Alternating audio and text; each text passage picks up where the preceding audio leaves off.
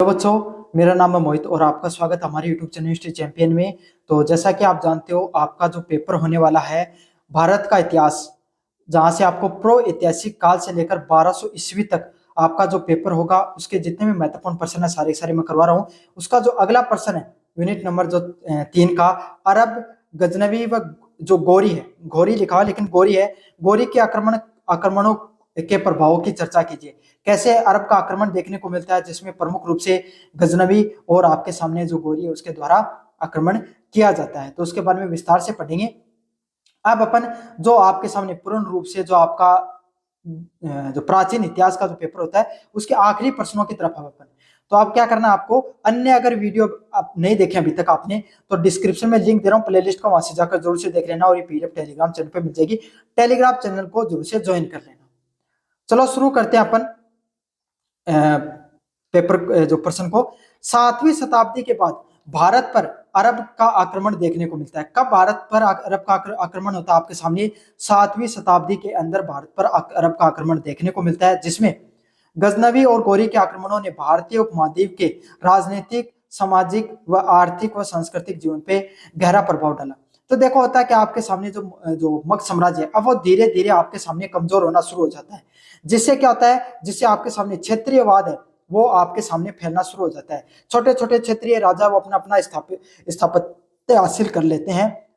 तो इससे क्या होता है, आपके सामने जो बाहरी शक्तियां हैं उनको भारत पर आपके सामने भारत उस समय बहुत ज्यादा शक्तिशाली हुआ करता था। भारत के पास सोना बहुत ज्यादा समृद्धशाली और आर्थिक रूप से सबसे ज्यादा मजबूत साम्राज्य हुआ करता था।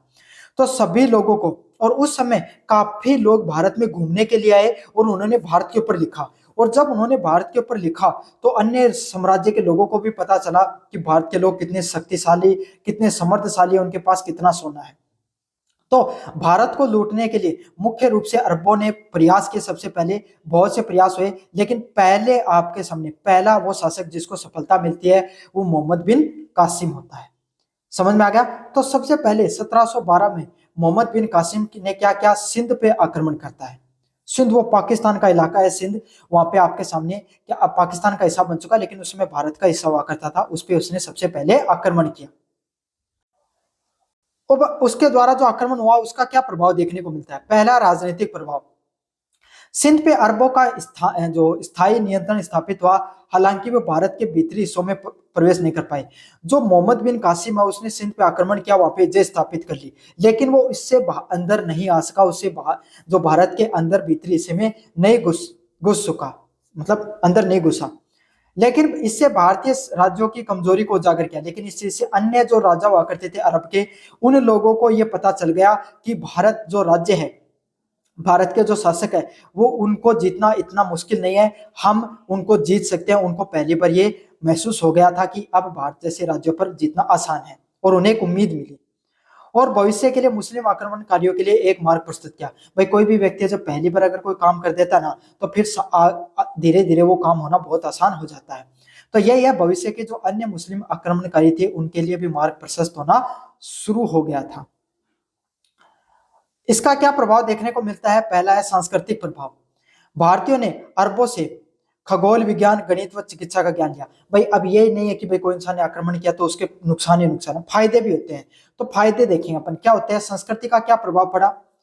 भारतीय लोगों ने अरब से, जो अरब के लोग हैं भाई, उनको खगोल विज्ञान के बारे में ज्यादा पता था, मतलब नक्षत्रों के बारे में, तारों के बारे में, ग्रहों के बारे में ज्यादा ज्ञान था।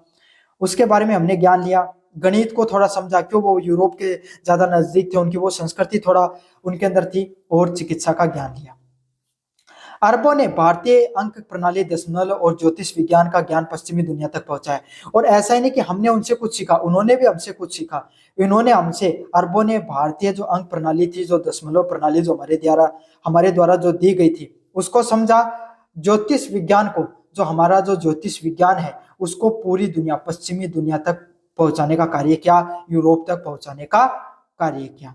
तो यही है जो इनके द्वारा सांस्कृतिक प्रभाव देखने को मिलता है, जिसमें हम विज्ञान, गणित व चिकित्सा का जो ज्ञान है उसको विस्तार से लेते हैं।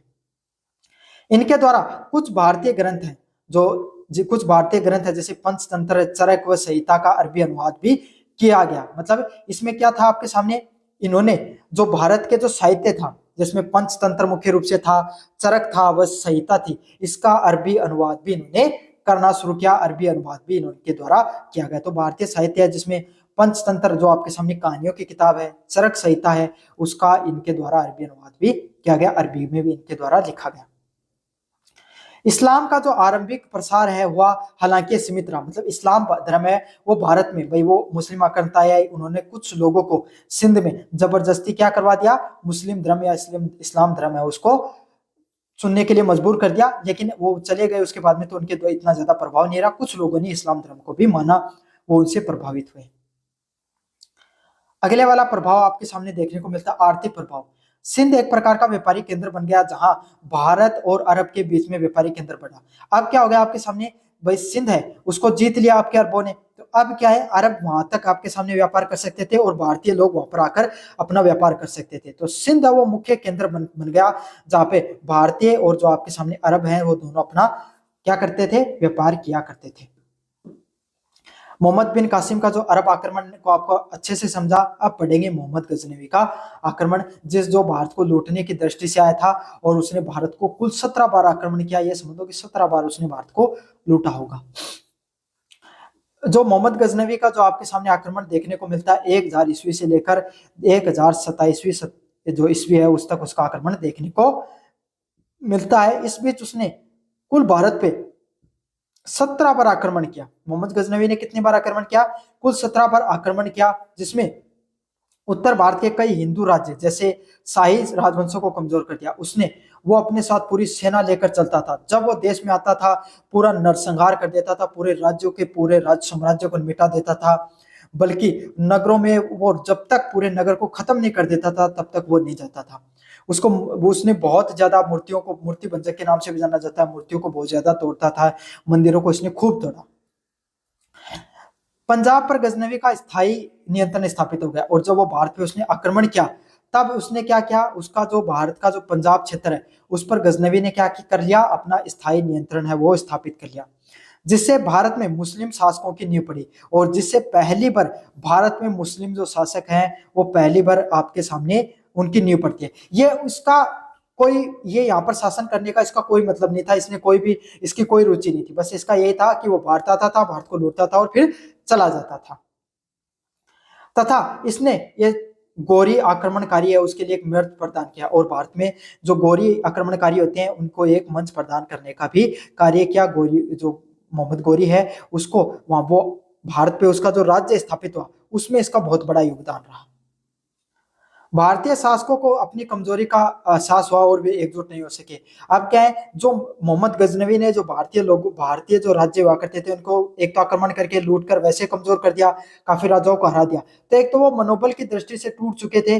दूसरी बात है, भारतीय राजा हैं वो कभी एक नहीं रहते थे, वो हमेशा अपने साम्राज्य को लूट खसोट के चक्कर में हमेशा कमजोर रहते थे, वो एक हो ही नहीं पाए कभी। और वो जब एकजुट नहीं हो पाए तो क्या वैसे गौरी हो गया, और उसके बाद में जो भारत में मुस्लिम जो आक्रमणकारी है उनको भारत में आने की क्या मिली, भारत में आक्रमण आने का एक मंच प्रदान हुआ, और वहां पर भारत में आए और भारत में दिल्ली सल्तनत है उसकी शुरुआत होती है इससे। अगले वाला पॉइंट है आर्थिक प्रभाव। इसने मोहम्मद गजनवी ने सोमनाथ जैसे समर्थ मंदिर और शहरों का अपार धन लूटा। मोहम्मद गजनवी जिस भी जगह जाता था उसका यही काम था कि वो उस मंदिरों में खास करके आक्रमण करता था, क्योंकि इसको पता था मंदिरों में बहुत ज्यादा सोना या धन समृद्धि देखने को मिलती है। तो ये जहां पर भी गया इसने भारत खूब लूटा, जिससे भारत की आर्थिक दृष्टि से भी कमजोर हुआ। क्यों, इसने उस समय ये करोड़ों की संपत्ति लूट कर चला गया था।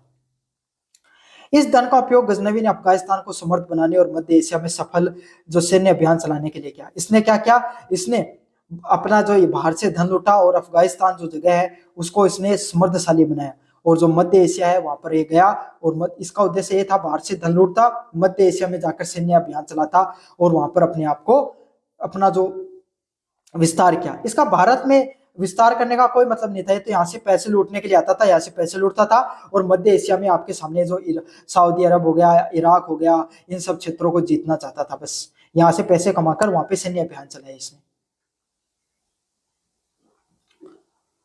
अगले वाला पॉइंट है सांस्कृतिक प्रभाव। मंदिरों को विध्वंस से हिंदू धर्म को भी धक्का लगा। मोहम्मद गौरी जब जब भारत आया, इसने इस्लाम धर्म को बढ़ावा देने के बजाय क्या क्या, इसने हिंदू धर्म के जो प्रतीक हुआ करते थे मंदिरों को खूब लूटा। इसने भारतीय हिंदू मंदिरों को जब भी पहुंचता था इनको लूटता था, और मंदिर जो जो मंदिर हुआ करते थे उसकी जो मूर्तियां हुआ करते थे उसको तोड़ देता था, इसलिए इसको मूर्ति भंजक के नाम से भी जाना जाता है। लेकिन साथ में एक नए धार्मिक विचार और भक्ति आंदोलन की भी भूमिका तैयार हुई। उसी समय आपके सामने भारत में जो सूफी आंदोलन है उसकी शुरुआत होती है, और उसी से भारत में एक जो क्या बोलते हैं जो मोहम्मद गजनवी, इसने भारतीय हिंदुओं को बहुत ज्यादा प्रताड़ित किया। जब जब आता था नरसंहार करता था, मंदिरों को तोड़ देता था, तो इस समय जनता वो बहुत ज्यादा परेशान थी।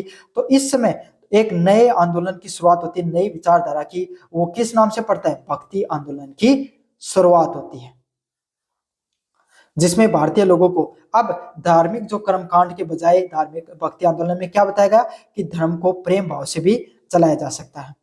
इसने फारसी संस्कृति का पंजाब में प्रवेश हुआ, और जो ये क्या मोहम्मद गजनवी है, ये अपने साथ कौन सी भाषा लेकर आया था? फारसी संस्कृति या फारसी भाषा को लेकर आया था। तो इसका भी भारतीय जो पंजाब क्षेत्र है उसमें इसका प्रवेश होता है। अल बरूनी जैसे विद्वान मोहम्मद गजनवी के साथ आए। मोहम्मद गजनवी के साथ वहां का उसी जो देश है वहां का एक जो सबसे बड़ा विद्वान व्यक्ति था अल बरूनी है, वो इसके साथ आया था, जिसने क्या किया था? किताब अल हिंद नामक एक किताब को लिखा था, जिसने भारतीय समाज विज्ञान और आपके सामने धर्म का विस्तृत रूप से वर्णन दिया गया था। तो आपके सामने अल बरूनी है, वो इसके साथ आया था मोहम्मद गजनवी के साथ, जिसने किताब अल हिंद नामक किताब को लिखा, जिसने भारतीय समाज के बारे में बात की, जिसने भारतीय विज्ञान व धर्म के बारे में विस्तृत रूप से वर्णन दिया था। समझ में आ गया आपके सामने? किताब अल हिंद बहुत ज्यादा महत्वपूर्ण किताब है। अल बरूनी अच्छे से याद कर लेना, बहुत महत्वपूर्ण है, कॉम्पिटिशन में इसका सवाल जरूर से पूछा जाता है। अगले वाला प्रश्न है मोहम्मद गोरी। 1175 से लेकर 1206 तक आपके सामने मोहम्मद गोरी से संबंधित आपके सामने प्रश्न है, उसके बारे में अपन विस्तार से पढ़ेंगे। पहला है मोहम्मद गोरी का राजनीतिक प्रभाव। गोरी के आक्रमण ने विशेषकर तराइन के युद्ध में 1191 से लेकर 1192 तक राजपूत राज्यों की जो सैन्य शक्ति है उसको निर्णायक रूप से सिद्ध हुआ। मतलब तराइन के दो युद्ध आपके सामने देखने को मिले, जिसके सामने आपके सामने पृथ्वीराज जो पृथ्वीराज चौहान हुआ करता था तृतीय, उसने दो युद्ध लड़े। तराइन का प्रथम युद्ध, उसमें इसने मोहम्मद गोरी का हरा दिया था। लेकिन 1992 में जो तराइन का द्वितीय युद्ध होता है उसमें वो खुद हार जाता है, और जिससे जो आपके सामने जो राजपूतों की शक्ति है, जो सबसे प्रमुख शक्ति थी, जिसने जो उत्तर भारत में दिल्ली सल्तनत पे राज करते थे, उनको पराजय वहां पर मिलती है। अगले वाला पॉइंट है जिसमें मैंने दोनों को ही बता दिया, आपके तराइन का प्रथम युद्ध और तराइन का द्वितीय युद्ध।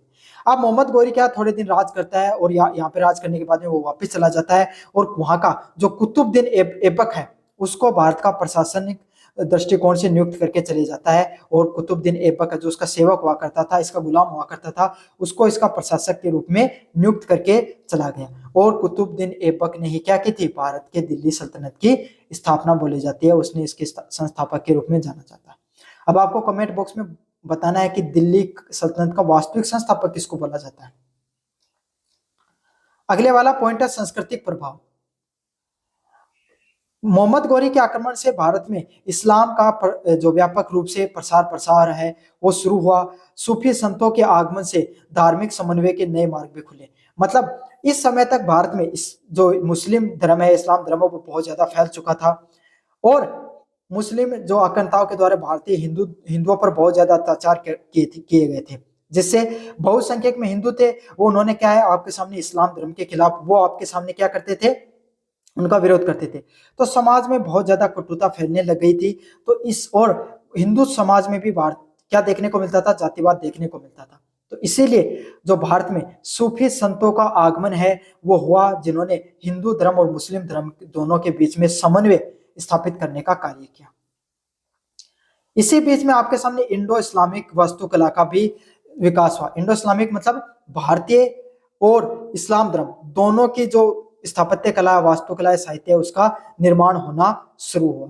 जो आप बड़े बड़े जो मंदिरों का नाम मस्जिदों का निर्माण है या मीनारों का निर्माण है, वो इसी समय होने लगा, और इसी को क्या बोला जाता है? इंडो इस्लामिक वास्तुकला के नाम से इसको जाना जाता है। आर्थिक प्रभावों की बात करें, उत्तरी भारत की आर्थिक संरचना में बहुत बड़ा परिवर्तन देखने को मिला। मतलब जो उत्तर भारत है उसकी जो आपकी आर्थिक संरचना है उसमें बहुत बड़ा प्रभाव देखने को मिला, जिससे भू राजस्व प्रणाली में इस्लामिक तत्वों का समावेश देखने को मिला। मतलब भू राजस्व प्रणाली हुआ करती थी, उसमें इस्लामी धर्म के आधार पर जो कर लेना है, जो वहां पर मध्य एशिया में जो कर लेने की प्रणाली हुआ करती थी भू राजस्व की, वही प्रणाली यहाँ पर भी देखने को मिली। शहरी केंद्रों का विकास हुआ जो मुस्लिम प्रशासन के अधीन थे। मतलब जो जो प्रशासनिक दृष्टिकोण से आपके सामने राज्य मुस्लिमों शासन के अंतर्गत थे, उन्हीं सब केंद्रों का धीरे धीरे विकास होना शुरू हो गया। संक्षेप में बात करें, मुस्लिम आक्रमणकारियों ने आपके सामने भारतीय उपमहाद्वीप की दिशा, इतिहास को, दिशा को हमेशा के लिए बदल दिया, जिससे नए आपके सामने राजनीतिक, सामाजिक व संस्कृति युग का सूत्रपात हुआ, जिससे आगे चलकर मुगल साम्राज्य की नींव रखी। मतलब अगर अपन विस्तृत दृष्टिकोण से बात करें आपके सामने, तो मुगल आक्रमणकारियों के द्वारा जो क्या हुआ, सॉरी, मुगलों का नाम आता है, भारतीय दिल्ली सल्तनत की शुरुआत है वो इनके द्वारा, मोहम्मद गौरी के द्वारा रखी गई, जिससे आगे जाकर पहले दिल्ली सल्तनत चलती है और फिर मुगल है वो भारत पे लंबे समय तक राज करते हैं। तो ये था यूनिट नंबर जो थर्ड का महत्वपूर्ण प्रश्न, जिसमें अपन भारत पे जो विभिन्न प्रकार के जो आक्रमणकारी आए, इसमें अलग अलग प्रश्न भी आ सकता है, अरब आक्रमण भी पूछा जा सकता है, गजनवी भी पूछा जा सकता है, मोहम्मद गौरी, तीनों पढ़ा दिए हैं। कुछ भी आए आपके सामने आप आराम से कर दोगे। धन्यवाद।